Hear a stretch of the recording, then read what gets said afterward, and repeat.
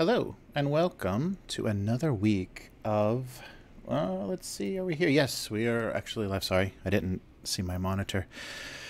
We're here for another week of the live stream Abusecartoons. Yeah, the schedule is a little off this week, but everything is off. This is a holiday week in Japan, the Obon holiday, which is, I guess, the closest equivalent would be like the Mexican Day of the Dead. I'm not familiar with any other traditions that are similar to this, but you visit the cemetery, wash the grave, put flowers on the grave, and it's very kind of specific. The body isn't actually there; it's just a stone to commemorate. And then you bring the spirit home with you for this week, and it's just kind of connecting with ancestors, connecting with the deceased. And so it's a week-long holiday. At the beginning of the week you visit the cemetery, at the end of the week you visit the cemetery again, returning them back. Yeah, so it's just a tradition of kind of ancestor worship and yeah, calming their spirits and showing them, you know, what the living are up to, I suppose. But yeah, so that's been this week, and it's been really hot and miserable, but a lot of people have the week off from work, or have limited, you know, have a limited work schedule. So that's always good. So they're kind of two big, this is one of the two big holiday weeks in Japan, Golden Week being the first, I believe that's in May, and Obon in August. So the airline ticket prices go up for planes, and hotel prices and everything go through the roof in Japan for this holiday because, sorry if that's not too noisy, I'm trying to adjust the stand, because that's when everybody's free and everybody can travel. So it's a little strange. A country is heavily populated so densely like Japan to give everybody the same holiday, because then that makes everything overcrowded, overbooked, and miserable. And in this kind of heat, that's really miserable. So we're here again, and I guess the topic that what's been on my mind recently, and something that may be interesting to talk about, is quitting, giving up, stopping your work. Okay, I'm having strange, oh, I know why. Because I think that's a question that a lot of people may come across in their career and their work, and especially if they're treating, you know, if their creative life is just their passion and they're not doing it as full-time work, and they're not making money doing it, but they are spending their own resources and their own time on it. So they're taking away time from family, or time, you know, they could be doing something else, more constructive, or something that made money, but instead are pursuing, you know, writing or drawing comics or whatever it is, something that is a creative outlet, and when to know when to stop doing that. And it's a very tricky question, and it comes up pretty hard every time I visit one of the Japanese doujinshi shows, the kind of amateur comics shows they have here, and they let people, you know, split tables into little tiny fragments and make, I guess they're called circles, or like comics groups. So groups of people will get together and they'll rent a half of a table, and they'll all cram their stuff on this half of a 180 centimeter table. So like, you know, 90 centimeters, they're kind of squeezing in everybody's work to get a chance to, you know, connect with some fans or sell some books. And some people, you know, are very successful at it. They do well with social media, and they have a good reputation already. So they show up and they sell 200 books or whatever they printed, and they're gone, you know, very quickly, because people are waiting, and they've developed a following. And I guess they're content with that kind of small scale work, so they're not going to kind of step up into the big leagues and try to do anything on a larger scale, which, you know, may be good, because that may not be a dependable or, you know, reliable source of income. And if they've, you know, worked hard to do something else with their lives, then guess that's, that's how they balance things. And also too, people love manga in Japan and love the storytelling, and everybody grows up with that visual storytelling, but it's not respected. Creative work is not respected here. It's very strange. And because I think because you're not miserable and you're not suffering, and they're thinking somehow that you're enjoying it, so they're not going to compensate you financially because you're enjoying it so much, and work should be miserable and work should be drudgery, so you just should be sitting in front of a spreadsheet all day. So very underpaid. I was shocked how underpaid illustrators and creatives are here, and I'm not sure if that's true in like the fashion world or when things get larger scale, but the world that I've been in contact with, graphic designers and artists and illustrators and photographers even, the attitude by the bigger companies is they're a dime a dozen, and there's not a lot of respect or decent compensation for them. So that's kind of the biggest reason that's led me to continue working for American clients, because I'd have to have 10 clients for every one American client, to compensate for the pay difference. It's really ridiculous. So, yes, so I don't mean to get off track. So quitting, giving up, calling it quits. And I think the biggest measure of that should just be when you stop enjoying it. And I think you've seen a lot of very visible creative people walk away from things when it stopped being fun. And I think that's a pretty good measure of whether you should be doing something or not. Because if you're not getting anything out of it, if it's just making you miserable and eating up your time, and if your purpose, if your motivation is to be famous or to be a famous whatever creatively, or make money, or develop this audience, and you want to measure it by some certain number, then you're definitely going to be unhappy. Because those are very false, very odd, and especially in this day and age when you have metrics of everything, you can get data on exactly how people navigate your website and how many people are connecting with things you're posting on social media and things. Oh my God, today is not good. It's a little bit dangerous because some people will latch on to these little gratifications or these little things that kind of keep them moving forward. I got 10 more followers or 10 more likes or whatever, and that's fine. But I guess that's fine if that's gonna keep you going. But for the most part, that's pretty meaningless unless you're actually still connecting with the work and still feeling like your voice is in it, and your kind of your heart is still in it. I think that's a big, and you hear that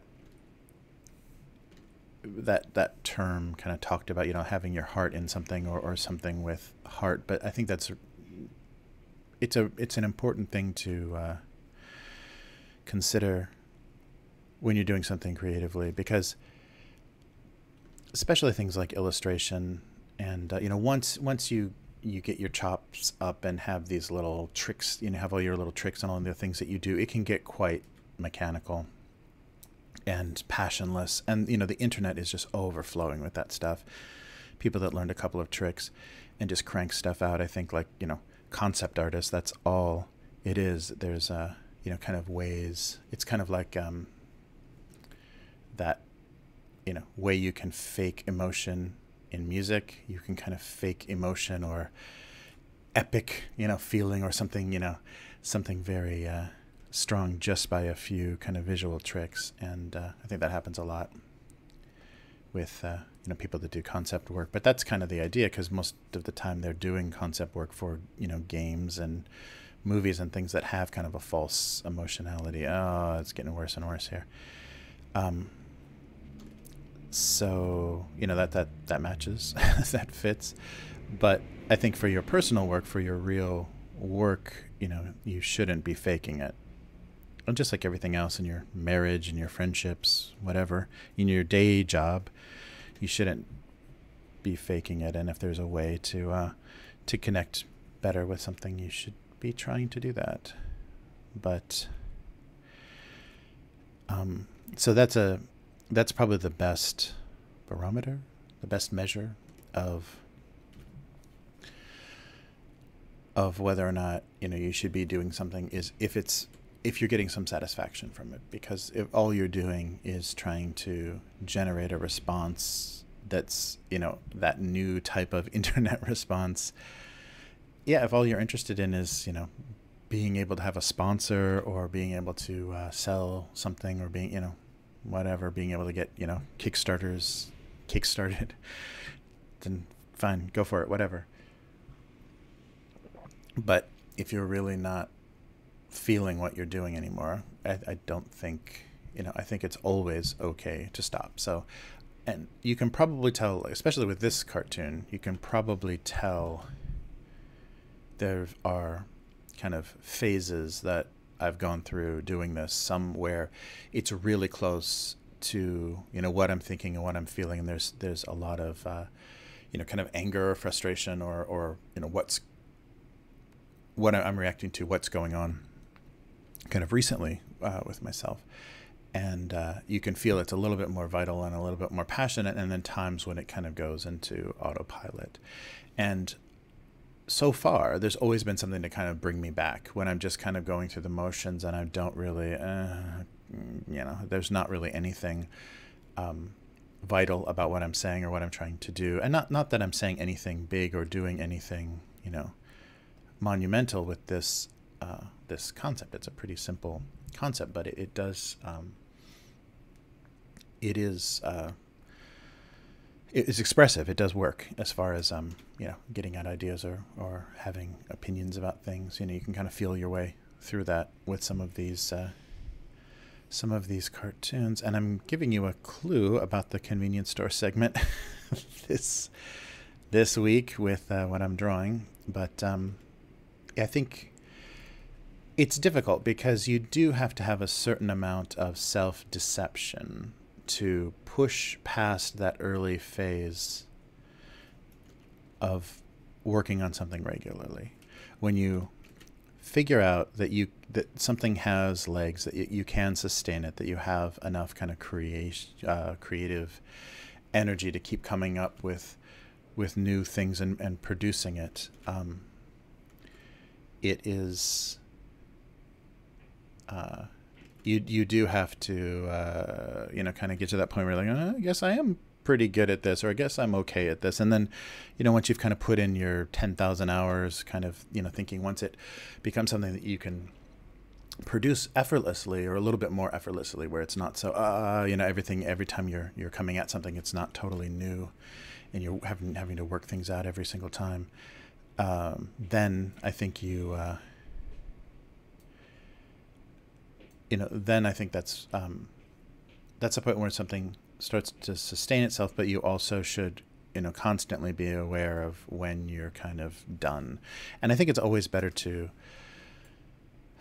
stop while you're ahead, to quit while you're on top, kind of thing, than to continue, once you're beyond, your powers to do anything. But people that have had big success with specific things, it's interesting because a lot of them just can't do that. I mean, they die with their pens in their hands, kind of situation, because they know nothing else. And that's been their expression, their whole lives. I think the most interesting example of that was the last Peanuts strips. And I think it was just the Sunday strips that Charles Schulz was doing,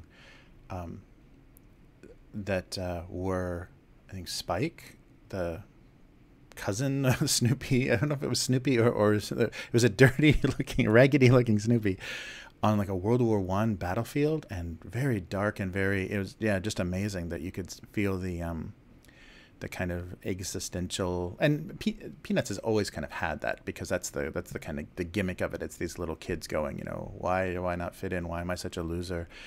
Kind of questioning their existence or their roles in the world. And but that was really interesting at the end. And, you know, it's just because he couldn't stop doing it. And it was still such a form of expression for him that at the end, yeah, he did really amazing. That was really amazing work. And there was a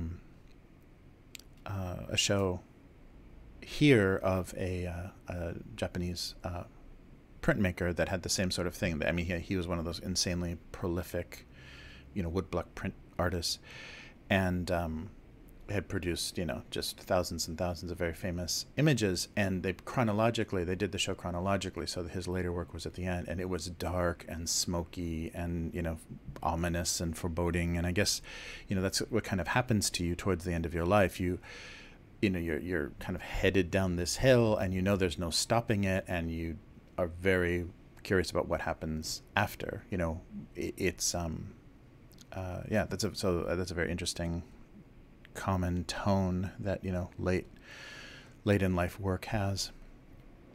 But anyhow, not to get morbid or yeah, obsessed with that. I'm just I'm saying that it's good to end things, because then you can start something else. You know, if you're doing something and kind of stuck, you know, repeating yourself, or just, you know, basically doing the same drawing over and over again, which sometimes I feel I'm definitely doing here when I'm drawing boxes all the time. But when you feel that, when you feel that repetition and just that, you know, you're unsatisfied, it may, you know, have to do with kind of your mental state anyhow, that most of the, you know, things in your life are unsatisfying. And the biggest way to kind of change that is to, you know, reset, to break away and start with something else, and, you know, start a new project, start with a new idea, and to not be afraid of that, you know, I think is very good. But, you know, at the same time, though, you do need to give your ideas time, because a good idea is worth following through with and, you know, completing to some sort of state. So I'm not suggesting you, like, you know, leave something in the middle, you know, there's no climax, there's no resolution, there's nothing. I don't think you should leave anything that hasn't been kind of finished. You can bring it to a state where you feel like at least this part of it is over. So I'm not suggesting that you do that. I think everything deserves, even the worst ideas deserve kind of completion, to see what was there, and then that will give you information, you know, kind of for the next part, the next step, the next thing that you're doing. So it's important, you know, to give things their life, because especially like with domestic abuse, with this strip, I did it from 2001, 2002. I'm not even remembering myself. Maybe 2002 until about 2004 or maybe 5, before the syndication and everything got going. I mean, it was just a webcomic that was, you know, a daily webcomic that was given away for free. Especially 2003 was like a year of daily free comics, and it just caught on. Like, people just started finding it, and so that was the big surprise when I took it to the San Diego Comic-Con, and people, yeah, I read this, I know this. That was amazing. So it's always worth, if you have a connection with an idea and you have the time and ability to do it, to just pursue it and take it as far as you can. And when it's time to not do that anymore, you know, be willing to let go of it.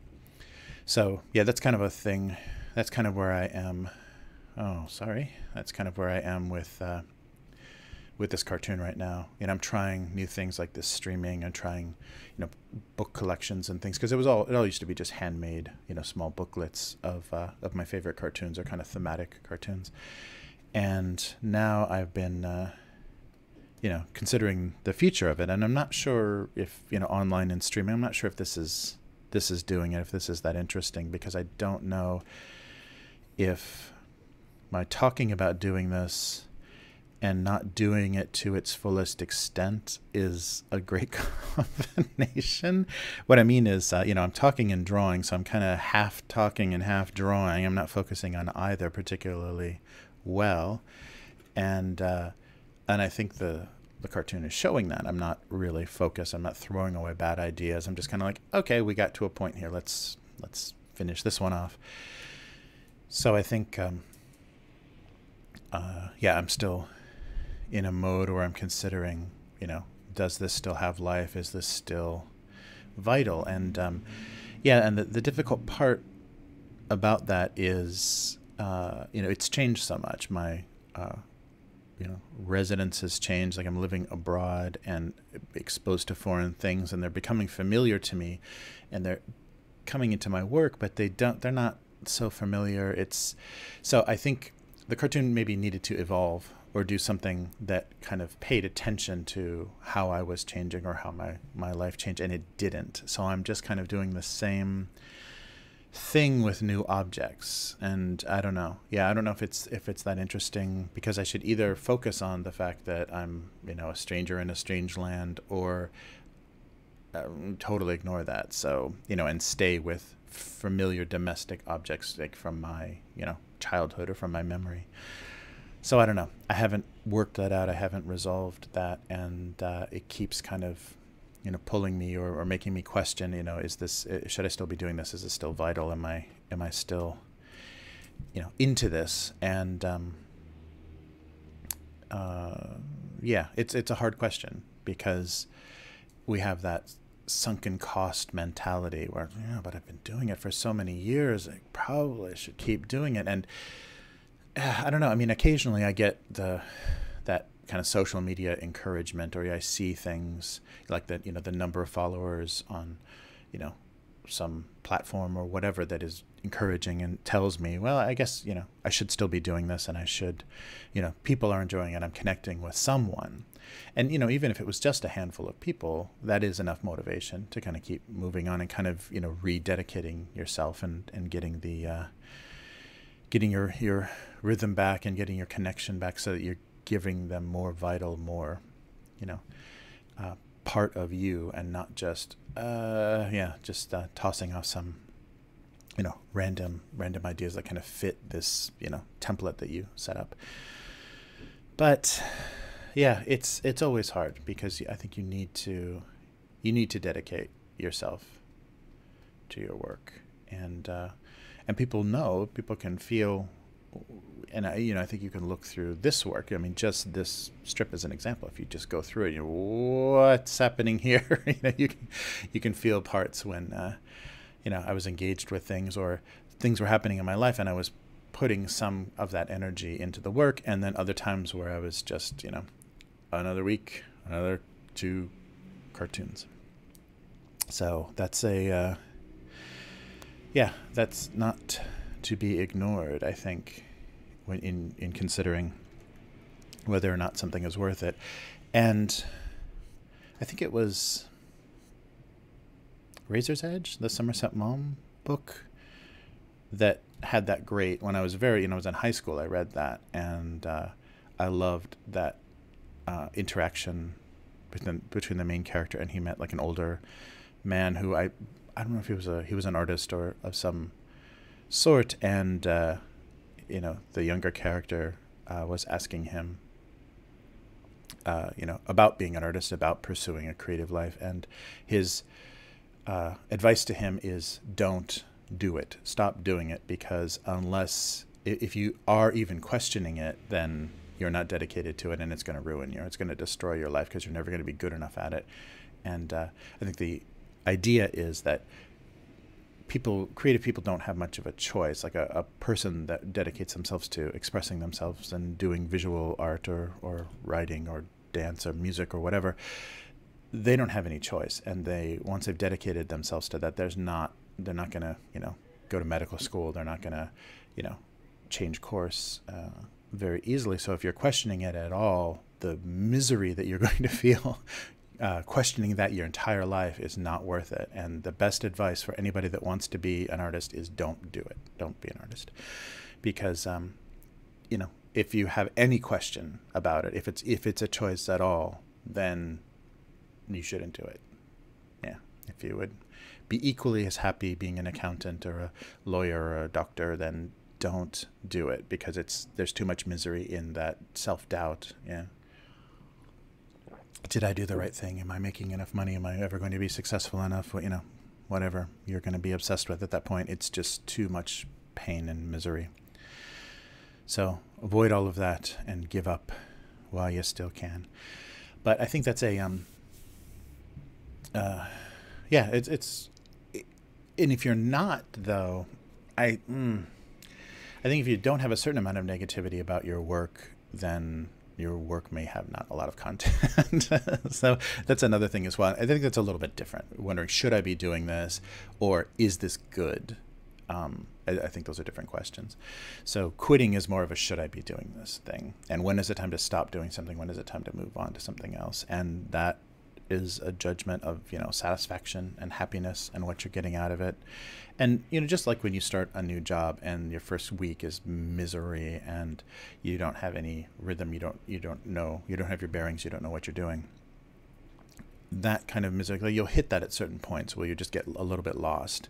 And, you know, I think they call that writer's block, or, you know, there's different names for it, different things where you kind of lose your rhythm and you know, if you want to be doing that, you do have to fight through that. And that shouldn't be a sign, oh, it's time to give up, because I can't easily, you know, things were coming to me easily and now they're not anymore, so it's time to quit.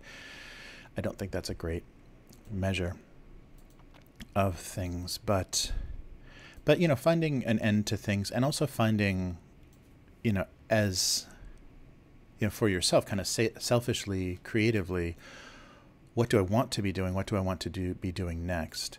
And hopefully, you know, you don't have too much of your ego or your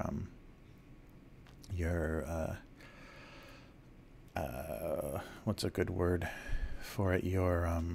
Just your that's not being totally informed by your narcissism. That what you should be doing is something that gets you the most attention, or something that gives you, you know, the maximum visibility.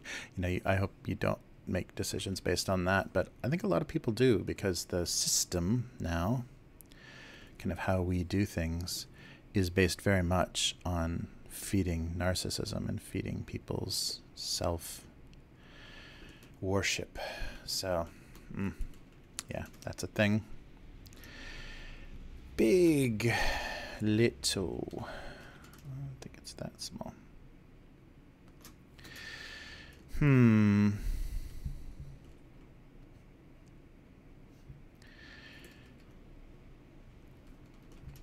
Yeah, I think I've got to get it out of this. I don't know. Yeah, am I going to have 2 instant noodle? Oh, brother. 2 instant noodle cartoons. Haha. Yeah, see, I'm saving. So I did a little bit of reading. So I'm saving all this information about what I'm drawing for you, for the in-between convenience store segment. But I feel like I've got too much of that in my head, because that's all I've been able to draw.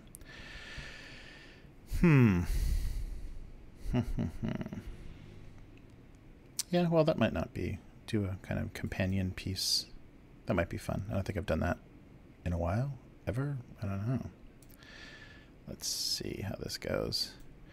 So a lid,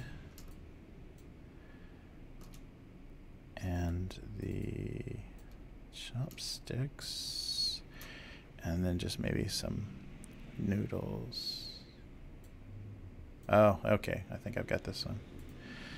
I can take it from here.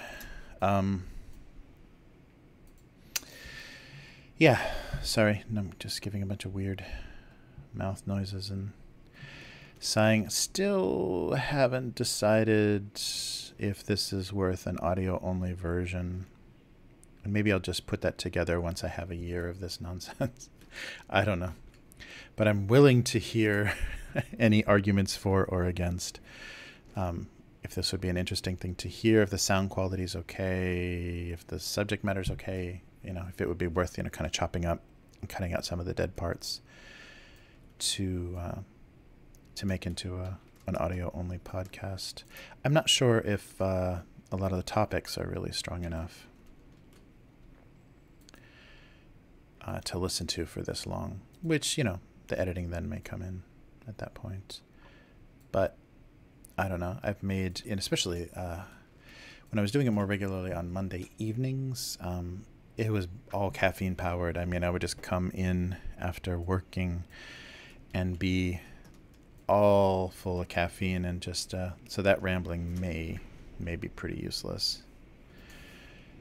Not a lot of pre-planned. It was just kind of stuff that came to my head. So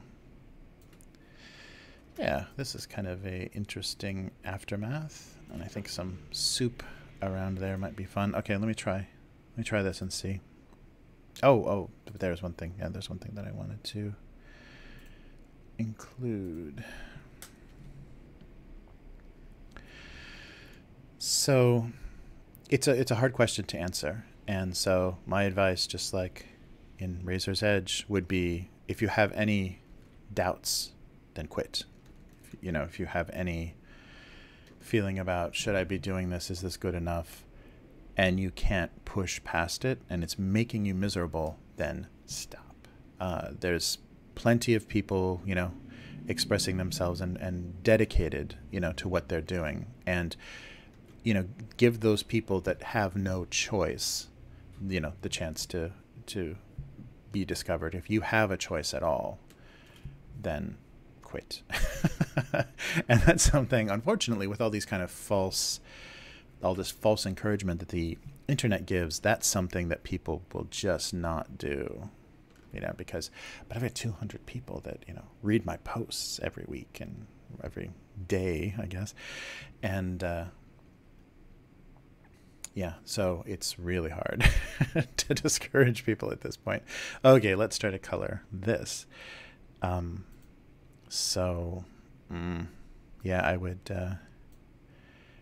I would consider that. Hey, that was fun. I would consider that. Yeah, very much. If you're questioning your reasons for doing things, let's maybe go with a kind of a weird gold metallic. And especially if you're not enjoying things, that's the first sign of just be done with it. If you're making people miserable, if you're throwing away a lot of money to support that, find something else that's going to give you that satisfaction. And if there is nothing else, then don't give up. But, people can enjoy boating and camping and whatever. It's not very expressive, but, if you need something that's a distraction and that kind of fills your empty time and your disposable income, you can do things that will include your family and make other people much happier with you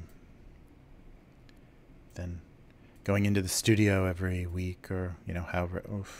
Let's kind of get that a little less saturated. Yeah, whatever it is that you're doing. I guess that yellowy color. Yeah, see, the trouble, yellow is so tricky, and I guess anybody that's done publishing knows that, but it's so easy to go to green. You add black to yellow and you've got green, and that's always a little funky. That's a little too yellow. Wow, this is riveting content. I hope everyone's been able to hold on through this. There we go, a little bit distracted. Oh, and I think I'm gonna sneeze. Just a sec. False alarm. Okay, let's keep at this. Ugh. Okay. There we go. We have an aftermath.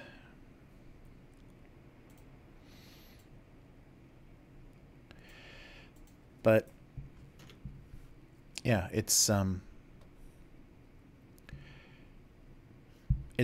that, and I think that kind of thinking,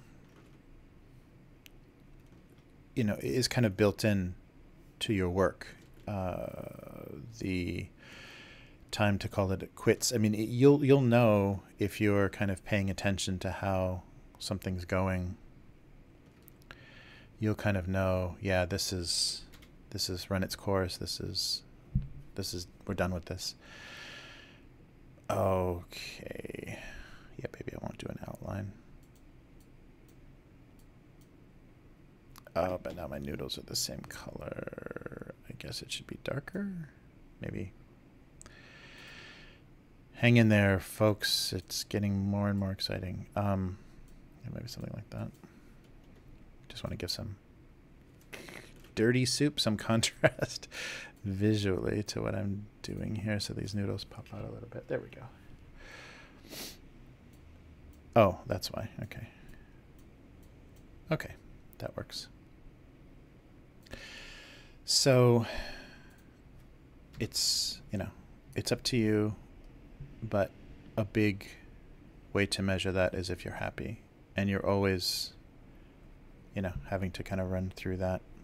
And yeah, I'm weekly, I think. I mean, every time I do this, every time I feel the kind of pressure of doing this stream, the kind of, the motivation and things, I do think, is this worth it? Am I done with this? So it's something that, is kind of built in, because I definitely think this idea, especially a cartoon named Domestic Abuse, does not exist in this day and age very well.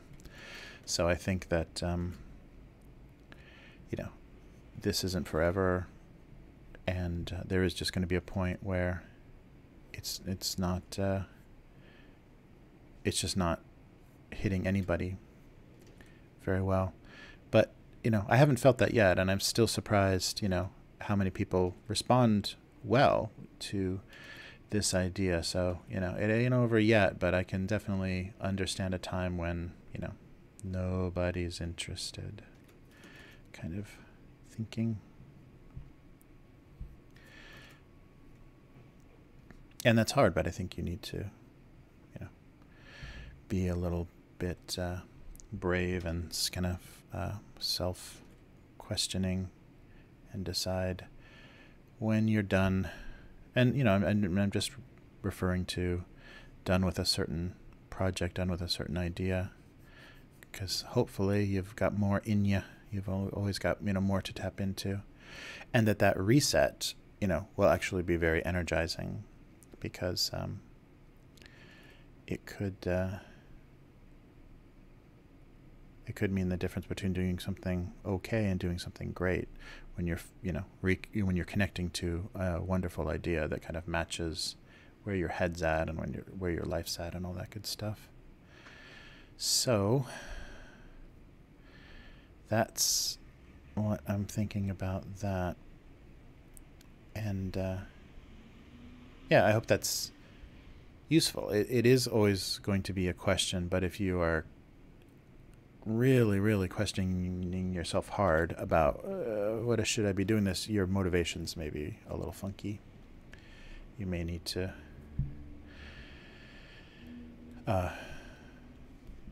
rethink why you're doing something, because the satisfaction of making the work should be pretty huge. I mean, even if you're not being okay. I was worried I had everything on one layer. Even if you're not being financially compensated, there should be a lot of, I don't know, emotional or just kind of, personal satisfaction in it. And if you don't have that, then it's a good time to, reconsider. But, the reason that I brought up the amateur manga shows in Japan is because they're very interesting. There are people, and I guess because it is their only outlet, but there are people that have some, some technical ability, some talent, and have been doing, comics and, spending hundreds of dollars, maybe in a lifetime, thousands of dollars, publishing these books, and people just aren't buying them, and the books are yellowing. They're so old that you can see, like, the first issue was probably printed 10 years ago because it's so yellow, and things it's like a gradation from the first book to their most recent book, and they just, they're warehousing them themselves, and obviously they're sitting somewhere a little too humid because they're changing colors, or a little too hot. They're changing all kinds of funny colors.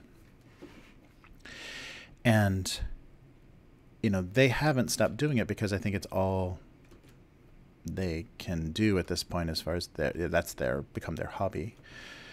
But yeah, I don't think that's a great spot to be in, because yeah, just my little bit experience of that, it's just punishing to sit in front of a pile of books and just have, thousands of people walk past you for hours. Yeah, and the funny thing I can't remember this so much in America, but the funny thing about Japan is there's a lot of sympathy purchases.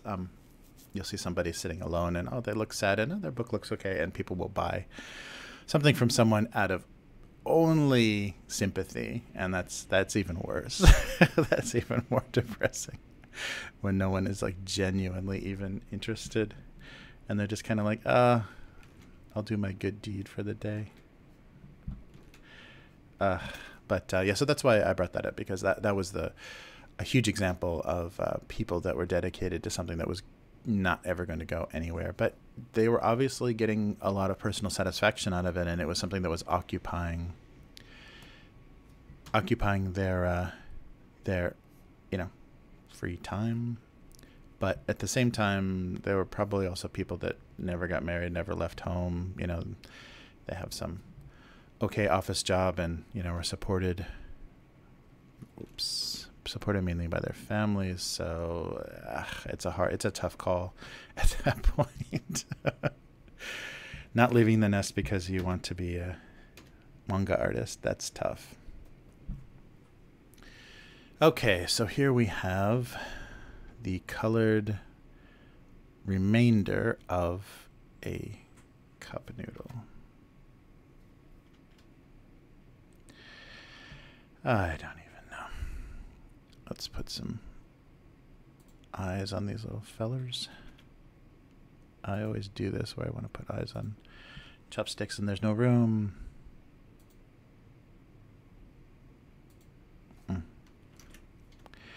Yeah, I think I like the wonky eyes here. Wait a minute. Let's see if I want to do these balanced out. No, maybe not. And can he frown? I guess kind of. That's kind of funny. Yeah. Okay, that's a one.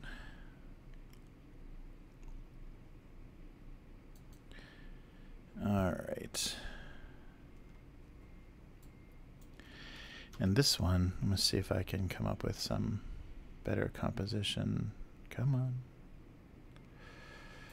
Oh, please don't tell me that, Photoshop. I'm not interested. What? I get some memory problems, I guess. Okay, and we don't need the lid. And we don't need this tofu. I don't know, whatever this is. Okay, let's help make things more clear by scooching things up. Okay, so we're all selected here. So these guys are my...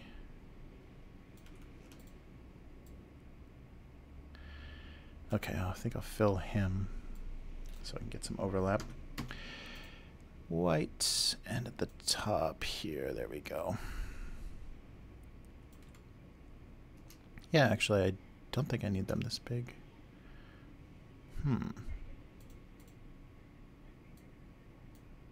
Yeah, interesting. Yeah, I thought I needed them larger, but nope. Because I want to fit everything in. I think that's a better way to do it.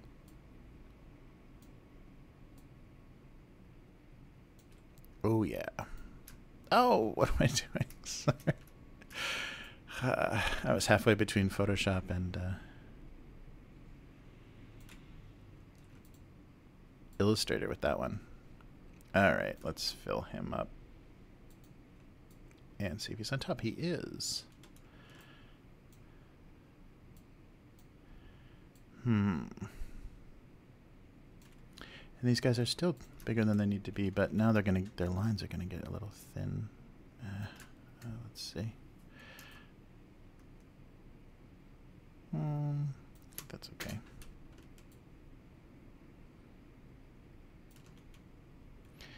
Yeah, let me see if I can bring these up a little bit. I'm gonna do that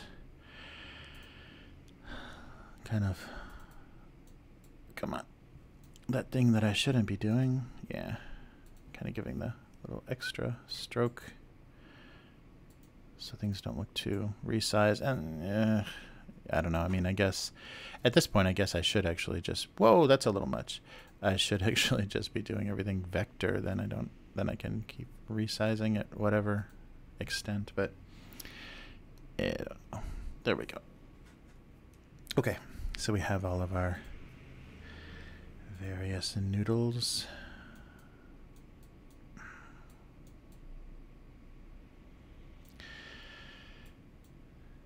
So, spoiler, that's where everything is headed, I guess, for the... After I finish this, that's what we're going to be talking about. The wonderful world of foam noodle bowls. Boom.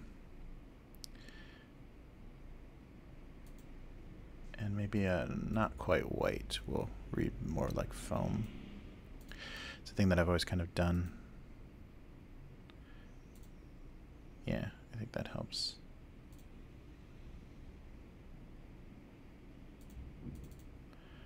A little off to give us our colors. Okay. And I want this again.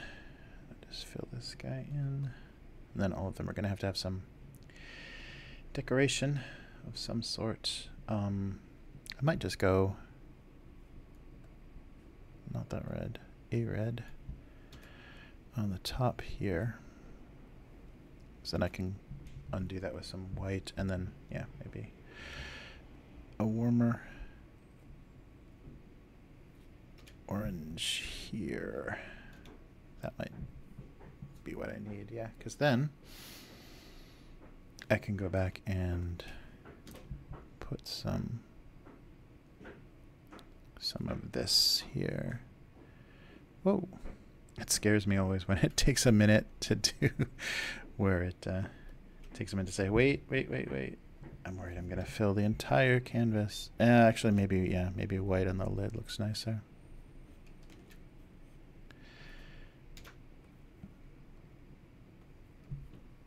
Yeah, that looks nice. And then take this and do some labeling. Yeah, I think that works.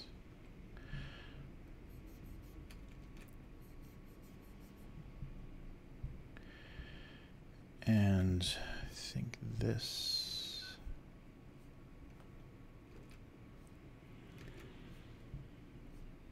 will help. Just kind of reverse.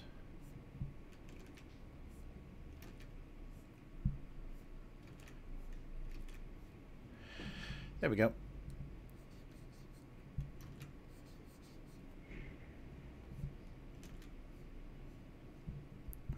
Yeah, I love the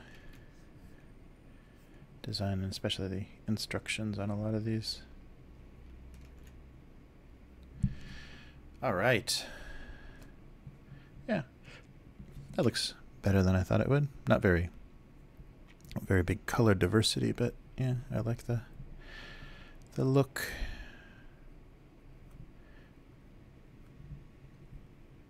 Oh, I probably need something on the lid here. And it will probably be gold. And this guy's got this. And I'm talking about exactly what I'm doing, so back to giving up. Oh, too much. It's always an option. And if what you're doing is making yourself or other people so unhappy, it's definitely, worth considering. Because, you can always go back. You can always go back to it. Like, leaving your creative life does not mean, oh, I drew straight on there. Beautiful. Does not mean, you can never resume. And you may just be in a better place, when you pick something back up. I mean, you're going to, career-wise, you're going to lose your momentum. You're going to lose your connection. And, I don't think it's going to work out all that well for you financially if you're going to walk away from a creative career and then try to get back into it. But if it's not something that you're depending on for your livelihood, I would say it's not. It's always possible, to reconvene.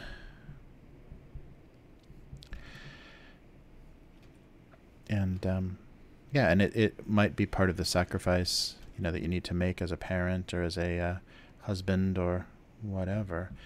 And if you're unwilling to do that, I mean, that says a lot, you know, not only about how dedicated you are to the work, but also, you know, that it has a bit more weight, or a bit more it has a bit more dominance in your life than maybe you thought, and also maybe than the people around you. And those people around you are not going to be happy to hear that, but it's better that they know their place in your heart, in your life, than if you just, you know, fake your way through it. But yeah, it's always a struggle and a balance. And, you know, that's why a lot of big creatives are usually unaccompanied. You know, a lot of, you know, working creative people, unless their life, you know, unless their parenting is their inspiration, you know, unless they found a way that their work, I think they want these guys like facing off here. Unless, you know, that it is a big part of your life and inspiration, and you have a nice balance, then I think it's not, you know, then it's not taking away. So then in that way, it's, you know, it's not having a negative effect. I don't know. I mean, it just, when you're choosing between your spouse and your children, or your, you know, however, you know, your family is structured, I think that's not working. I'm gonna take that line out. You shouldn't be doing that. You know, you either should have not made the choice not to, you know, have those people in your life so you could just ignore them, or take time away from them, or you know, rededicate yourself to being with them. So it's hard. Because yeah, like I was saying, there is so much false encouragement now that so many people are told to keep doing stuff that yeah, they shouldn't be doing, because of this wonderful internet age and liking and following and all of that. All right. Well, we have a couple of cartoons, for better or worse. Hopefully the convenience store thing isn't going to be too overpowering on this cartoon, and everything's just going to be an illustration of what I talked about while I was making it. That's ridiculous. I don't know. I hope it's interesting. I hope it's fun. I'm trying to find a balance here, and a good interaction between my surroundings and the method that I'm doing this in, interacting and kind of talking through it. And I hope it's fun to hear. So there is a after and there's a before, kind of. Okay, so let's take a break from all this drawing, and there's a little addition here, and I'll give a little explanation when we do that, and move into the exciting halftime experience of the convenience store segment right now. Okay, so I can't hear it, but hopefully that sound, I talked over it, I'm sorry. So that sound is the Family Mart door chime, and I don't hear it as much in Japan, but I think Family Mart is, an Asian, multinational, gigantic company now.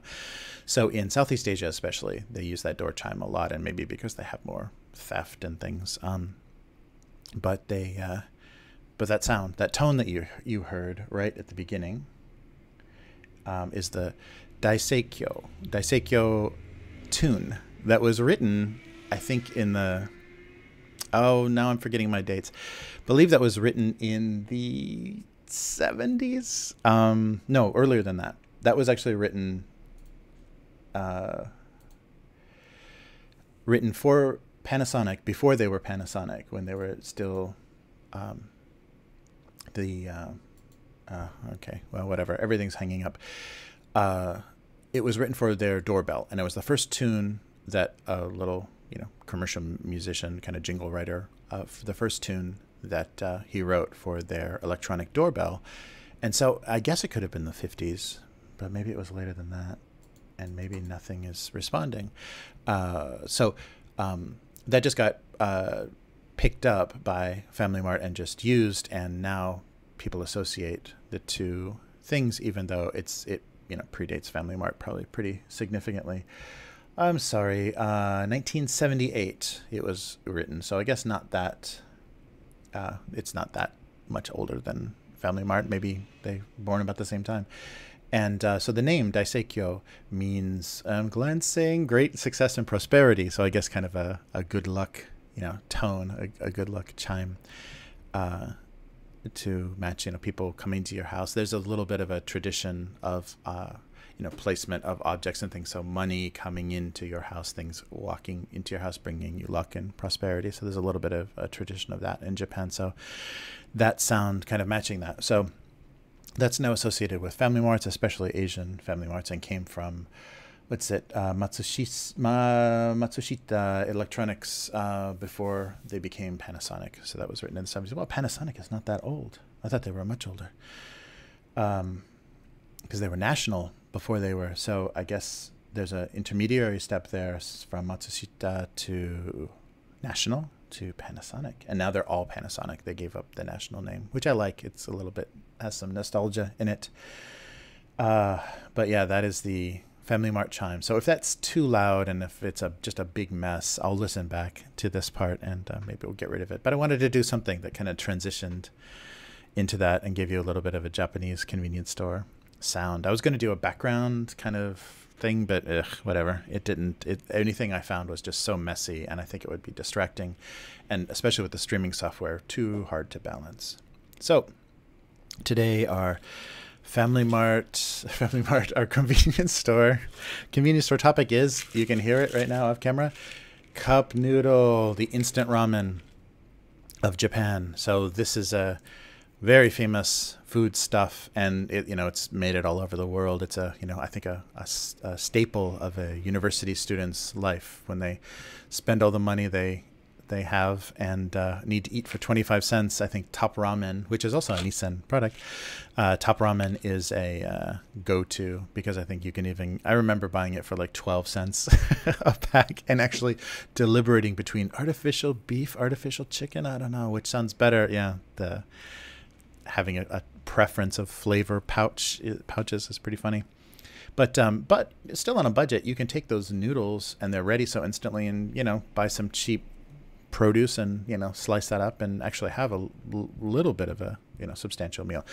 But the history of cup noodle, so during the Reconstruction period in Japan, by I think like late 50s, I think there was this big pressure originally from America, maybe England as well, for people that were having trouble, still having trouble finding food, and it was still dangerous time to give them bread, because they were arguing, the foreign occupiers were arguing, that noodle production was not reliable and they couldn't count on factories to produce enough and a constant supply of noodles to feed people. But that is the Asian food staple more than a wheat-based bread, but still they were trying to feed people with bread.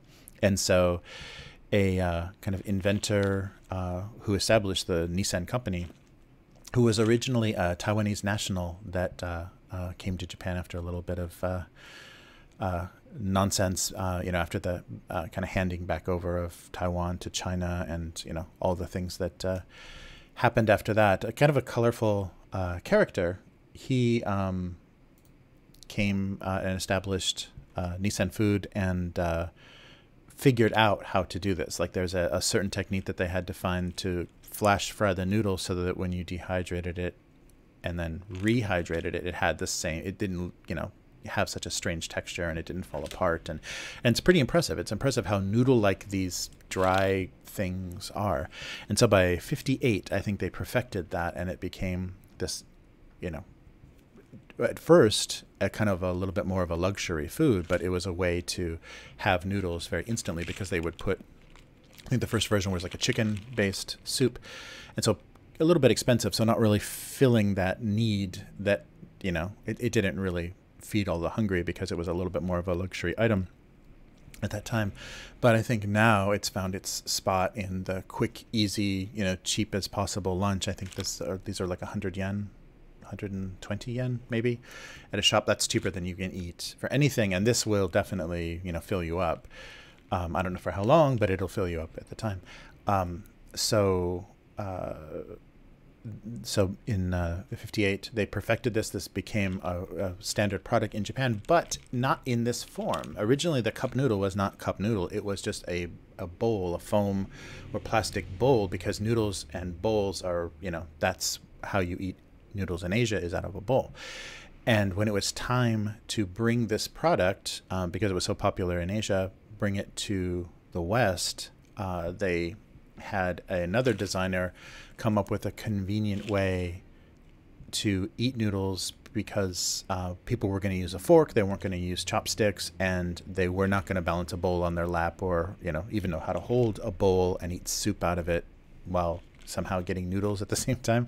So the cup was designed by an American designer that I guess was working, you know, in connection with Nissan. So when they domesticated, or when it, you know, domesticated it for the West, when they I guess localized it, was a better word. When they localized it for the West, the cup became the style to put it in.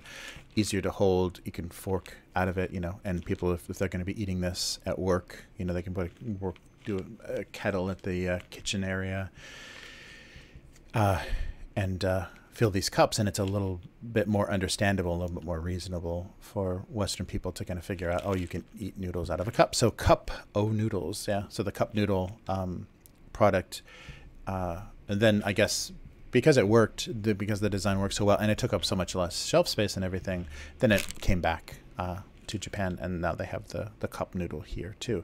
So this is the basic. This is the original basic flavor, and I think this is still a chicken. It's like a consommé base, like kind of like a chicken based soup, and there's always like some dried shrimp in there and a little bit of veggies. So it's not too fishy, but it's, yeah, just kind of their standard flavor. So it's colored like this, and it's just called cup noodle. They don't actually give this a flavor. So this flavor is that flavor. Well, I guess I can open this, let you see exactly what I'm talking about. If you've never, I mean, this is such an international product. It's, I guess I'm not really showing people anything they haven't seen before. But of course, oh, and it's got a little bit of like beefy thing in there. So you see all the little shrimp and the egg and the onion, the negi on top.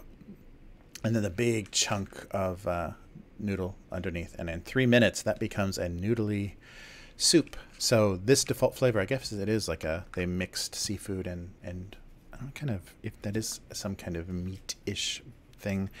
But it's not too bad. It's not too fishy. Their seafood flavor is much, you know, fishier. And the stock itself, I believe, is a fish stock. But in Japan especially, they've you know, really branched out into lots of flavors. So there's, you know, chili tomato. This is an Italian version of chili tomato, which I really want to try. And tomato is a pretty common one to find. There's a kind of a creamy tomato, or like a creamy tomato. And there's also curry, and this is Japanese curry, not necessarily an Indian curry. So Japanese curry is more like, I think Japanese curry actually came via the UK, like what British people call a curry is their adaptation of Indian curry, which then kind of came to Japan. So it's a sweeter, gentler curry than an Indian curry, but still some of the same ingredients. And this is the big version. So if you can see this, whoa, it's not huge. I didn't even think to look at the big difference. What's the big difference? I can't even find it quickly enough. 310 milliliters, 390 milliliters. So almost 180 milliliter difference. But a lot more. This is pretty heavy, so maybe a lot more stuff in there. But they have the two sizes, and so all the varieties in the two sizes.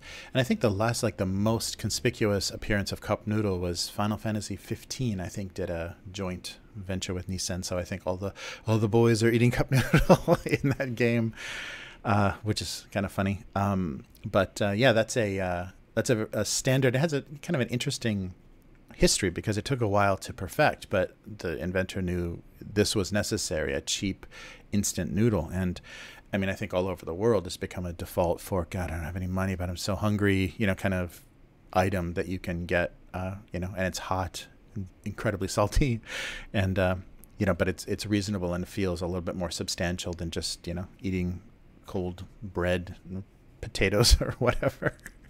But so it came about from a kind of reaction against Japanese people not wanting to eat bread.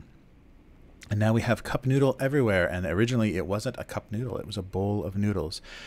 So yeah, be adventurous and feel free to try any of the bizarre flavors. And it's interesting because I'm sure America has a very different flavor selection than Japan, just because of the difference in the palate. So it's worth coming to Japan and trying their spicy noodles. And I think they do a Thai noodle, and yeah, there's a big variety, and a creamy milky seafood, I think it is. I don't even know, but yeah, sometimes rehydrating flash dried seafood is not the greatest smell in the world, but but they have milky seafood and all that kind of stuff here. So yeah, Nissan's cup noodle. So it goes back to the 50s. So it's been around for a while. And I guess in America though, it's early 70s. So kind of my generation. Although I don't remember eating instant noodles until university. So I think I remember seeing them at the grocery store, but we never had them. It was always McDonald's if we wanted something fast and cheap. Oof. But anyhow, that is the convenience store fun for the day. So there's always a big section of these, a giant section of them at grocery stores. And of course, it also goes into more elaborate. There's still a lot of noodles and bowls, and other companies and competitors, do bowls and more complicated things. There's actually chashu on top of ramen, instant ramen. It gets pretty crazy. And they also do instant yakisoba, which is more of a box, like a squared bowl. And that's an interesting thing because you don't just throw water in there and eat it. You have a bunch of pouches that you take out, and you put hot water in it, and then you let the noodles cook, and then you actually drain it. So there's one end of the wrapper at the top. So maybe this end, if this was yakisoba, you would peel this away, and there's like a little grate, just holes there that will let the water out but keep the noodles in. And you drain the noodles, and then you mix in sauce and things. You mix in sauce and things to flavor it and make it more interesting. But yeah, there's quite a few varieties of that. So be adventurous, because the worst thing that can happen is you eat something stinky fish-like. But they're all pretty interesting and surprisingly palatable for something that's actually dried in a box. Dried in a little plastic container. Very interesting. So cup noodle. So I guess we're not leaving that subject because we're going back to the drawings of cup noodles. But yeah, that's it for this time. And let me know if that little chime is just blowing your ears out, and I'll adjust the level of that when we do that again. So until next time, back to the drawing. Okay, there we are. So here, this is what I'm talking about. So something like this shape on the bottom here this is what the yakisoba container would look like. And then there's a lot of noodles that are in bowls, and a lot of Chinese style, Szechuan style. They try to do a big variety of all kinds of flavors. And cup noodle does have flavors, but they're pretty conservative. They don't get too wild. I think other brands to compete try to get a little bit more exotic. Oh boy, now we got to write these, huh? Okay, so I think I have got a better idea for this one. So the idea for this was, so it's not always the case, but often there's a little flavor packet. There's a little extra seasoning. Most of the time you'll kind of see that floating. I'm sorry, I can't show you anymore. I'm too small. There's powder coating everything. All the dried stuff that's on top of the noodles has already flavoring in it. So that's what makes your soup. But sometimes there's an additional paste or sauce or something you'll put in there. And so the joke was the small packet, I'm losing it already, would have made this whole lunch go much better. Okay, the idea was that we needed the flavor. Maybe I'll just call it a flavor packet, because I think that's what I remember from, you know, kind of top ramen style. The flavor packet.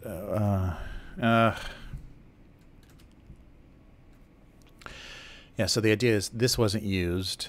I'm pointing at something here. I need to point with my cursor. This wasn't used and for the soup. And so maybe the soup should not be that dark. But the lighter it goes... Yeah, I guess... pushing that around a little bit. Yeah, something closer to that might be better. Okay.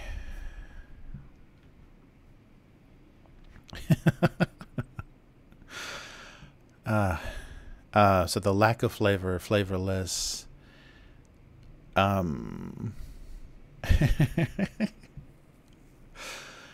Yeah, so ignoring the flavor packet led to a flavorless lunchtime disaster. So I'm saying flavor. The tiny packet, the non-use, the not using without using. Okay, wait, coffee break.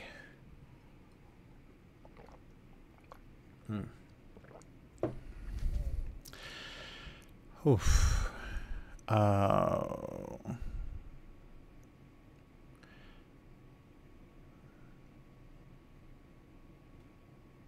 Yeah, so instant noodles. With a capital N for instant.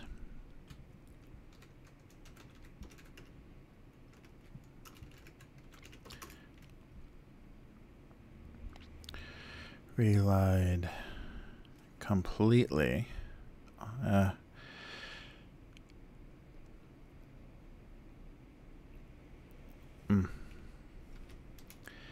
The tiny packet. The tiny packet meant the difference between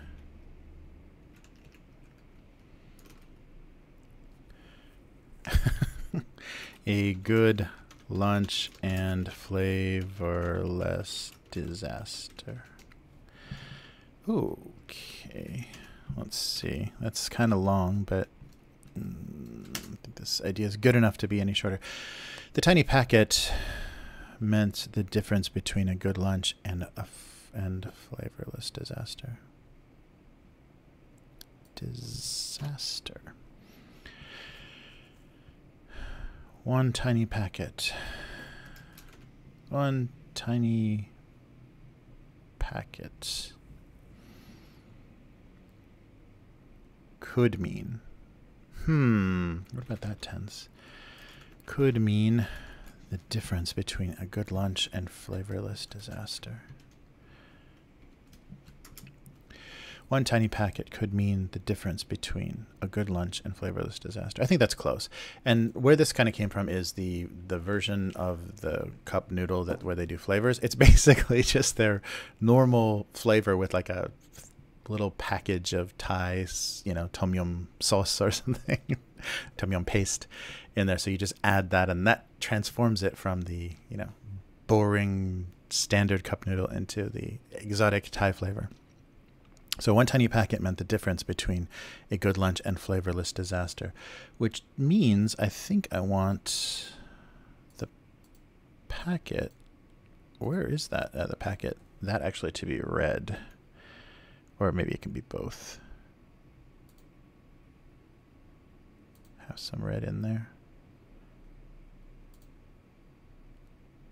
Yeah, there we go. Now it looks a little spicier. One tiny packet could mean the difference between a good lunch and flavorless disaster, ending in a comma. Okay. Is it? Yeah, my key is a little bit messed up on this keyboard. Okay. So that's a little bit of the idea. And now to this one.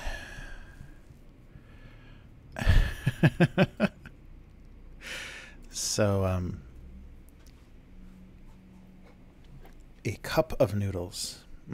See, yeah, I don't know. I think my inspiration for this is too much Wikipedia reading, so I don't know how interesting that's going to be to normal readers and people that don't watch this. So I don't know.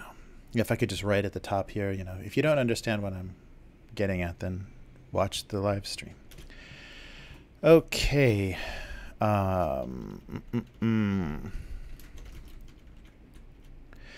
They couldn't help feeling the foreign influence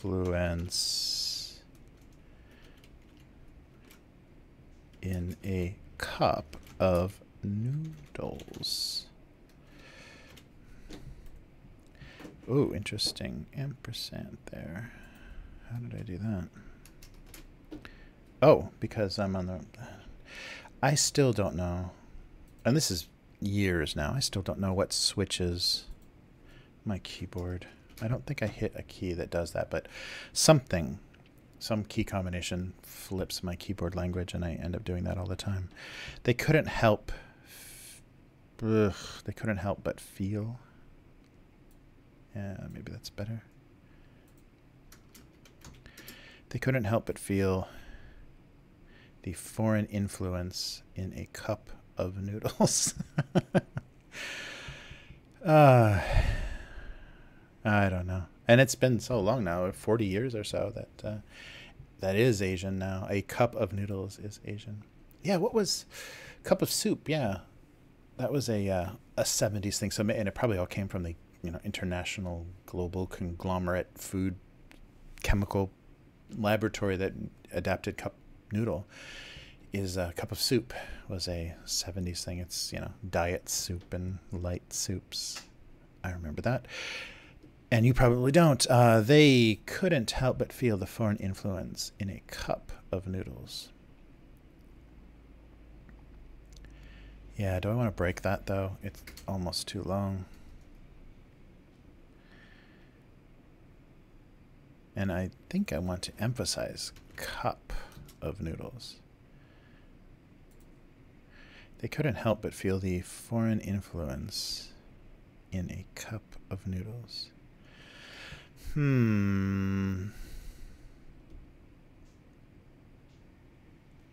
Yeah, this is a Wikipedia joke. I don't know if anybody's going to enjoy this. Oh, yes, they couldn't help but feel the foreign influence in a cup of noodles. That's what I wanted to say, but I'm not sure that's very interesting.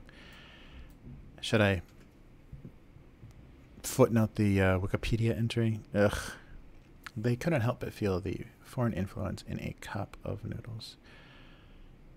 But feel a foreign influence in a cup of noodles. Well, another one of those... yeah, another one of the cartoons that'll get a huh comment somewhere. Don't get it. Wish I was more dedicated to my audience, that I would jump into every comment section and explain my jokes, because that is where all good humor comes from. Okay. They couldn't help but feel a foreign influence in a cup of noodles.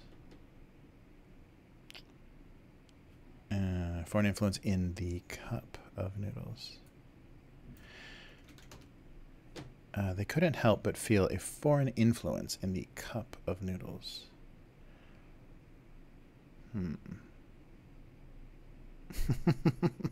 Noodles noodles in the cup.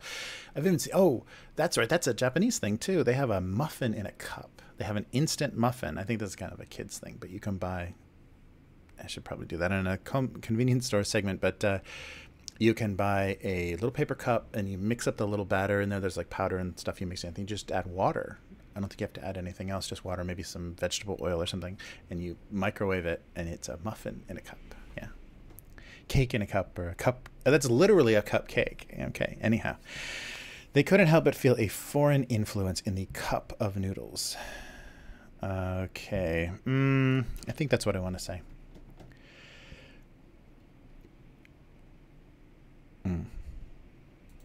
And one tiny packet could mean the difference between a good lunch and flavorless disaster. Okay. Yeah, because you throw a flavorless cup, right? Okay. Yeah, I think that's what we're doing for today. So I'm sorry it was all instant noodle based. I'm sure things will get a little more diverse later. Pretty instant noodle obsessed. But anyhow, I would like to thank you again for joining me, and I guess we'll see you through October. I forget when I saw this. We're coming up on just a few months left of this, so if you want more, you got to let me know, because otherwise, I think a year is going to be when we call it quits, and that's why the subject of when to end it came up, because I'm considering just doing this for a year and stopping and then seeing what effect that has on the cartoon. But we'll see. And I'd like to thank you for joining me. If you'd like to follow this cartoon on Twitter at Abusecartoons, and the website, of course, abusecartoons.com. And then if you would like to support this cartoon and have access to things like original art actually on paper and signed books of the collections, then please consider becoming a patron at patreon.com/abusecartoons. And otherwise, we'll see you again next week. Thank you for joining me, and let me know, if you have any criticism of how things have been changing and how things sound, and we will be back next week. Thank you so much. Goodbye.